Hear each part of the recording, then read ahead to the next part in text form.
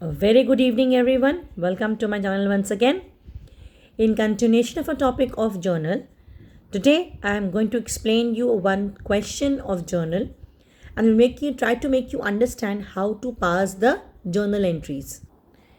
इस क्वेश्चन में आप देख सकते हैं लिखा है enter the following transactions in the journal of CRM and sons. Today I will take up just the 5 entries for this to make you understand. सबसे पहला है CRM and sons started business with cash ₹50,000. हम जब भी कोई entry पास करते हैं तो हमको ये पता होना चाहिए कि कौन से 2 अकाउंट्स यहाँ पर इफ़ेक्ट होंगे. तो पहला है कैश अकाउंट, और मैंने बताया था कि अगर सीआरएम कोई इंसान है जो कि फर्म में पैसे लेकर आ रहा है तो उसका अमाउंट क्या कहलाता है? कैपिटल कहलाता है. यस, तो कैश हमारे फर्म में एंटर कर रहा है. किसके रूप में एंटर कर रहा है? कैपिटल के रूप में एंटर कर रहा है. तो कैश कौन सा अकाउंट है? रियल अकाउंट है. और कैपिटल क्या है? पर्सनल अकाउंट है. तो जब कैश फर्म में एंटर करेगा तो रियल अकाउंट के रूल के हिसाब से कैश अकाउंट क्या हो जाएगा? डेबिट हो जाएगा. और फर्म में क्या आ रहा है? कैपिटल आ रहा है. कैपिटल एक पर्टिकुलर ह्यूमन बीइंग का है तो वो क्या हो गया? वो हमारा लाइबिलिटी हो गई या वो कैपिटल कहलाएगा. तो उस कैपिटल को हम क्या करेंगे? क्रेडिट करेंगे. तो इसकी जर्नल एंट्री क्या बनेगी? बहुत ही सिंपल जर्नल एंट्री बनेगी. वो है cash account debit to capital account. आप देख सकते हैं एंट्री बनेगी cash account debit to capital account. समझ में आया? कैश फर्म में एंटर कर रहा है और कैपिटल क्या हो गया? पर्सनल अकाउंट हो गया. तो ये इसकी जर्नल एंट्री होती है. अब आते हैं दूसरे ट्रांजैक्शन पे. दूसरी ट्रांजैक्शन में लिखा है कि परचेज गुड्स फॉर कैश ₹20,000. ठीक है, तो हमने परचेज किया है गुड्स कितने रुपए का? ₹20,000 का. तो फर्म में क्या आ रहा है? गुड्स आ रहा है. और फर्म के बाहर क्या जा रहा है? कैश बाहर जा रहा है. जब हम कोई सामान परचेज करते हैं तो वो हमारे लिए खर्चा होता है, यानी कि एक्सपेंस होता है. तो नॉमिनल अकाउंट के रूल के हिसाब से सारे एक्सपेंसेस को डेबिट किया जाता है. और क्योंकि फर्म से कैश बाहर जा रहा है तो कैश को क्या करेंगे? क्रेडिट करेंगे.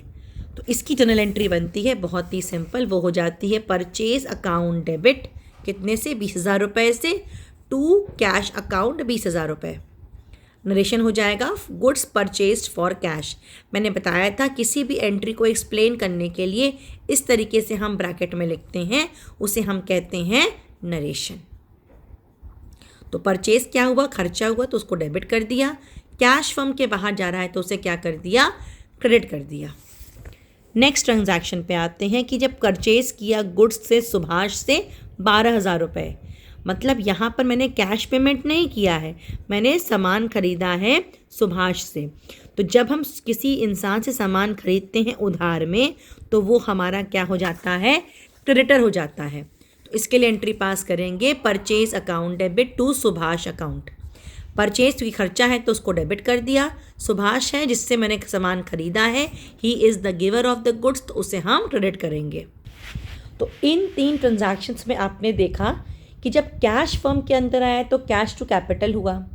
जब मैंने परचेज किया गुड्स और कैश फर्म के बाहर गया तो purchase account debit to cash account हुआ. लेकिन जब हमने सामान परचेज किया लेकिन पैसे नहीं दी, किसी इंसान सामान खरीदा, तो क्योंकि वो गिवर था गुड्स का तो एंट्री हो गई purchase account debit to Subhash to creditors account. तो इन तीनों एंट्री में एक चीज़ कॉमन है कि तीनों एंट्रीज़ में डेबिट और क्रेडिट दोनों का अमाउंट आपस में इक्वल है. ये नहीं कि डेबिट कर रहे हैं 5,000 से, क्रेडिट करेंगे 6,000 से, नहीं. एक ही ट्रांजैक्शन में 2 अकाउंट जब इन्वॉल्व होंगे तो दोनों का अमाउंट दोनों का सेम होगा. और इसे हम डेट वाइज पास कर रहे हैं, एक के नीचे एक.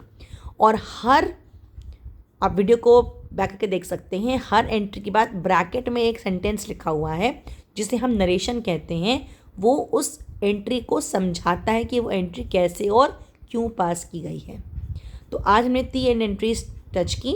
जब बिज़नेस स्टार्ट हुआ और पैसे फर्म में आए, सामान खरीदा और कैश दिया. सामान खरीदा एक इंसान से लेकिन कैश का पेमेंट नहीं हुआ. इस तीनों एंट्री को कैसे पास करते हैं ये आपने समझ लिया. इस वीडियो को बार बार देखिएगा ताकि जो कॉन्सेप्ट है वो समझ में आ जाए. फिर भी अगर कोई डाउट होता है तो you can write the question description box. I will try to clarify it as easily as possible. Till then, stay safe and keep studying. See you in the next video.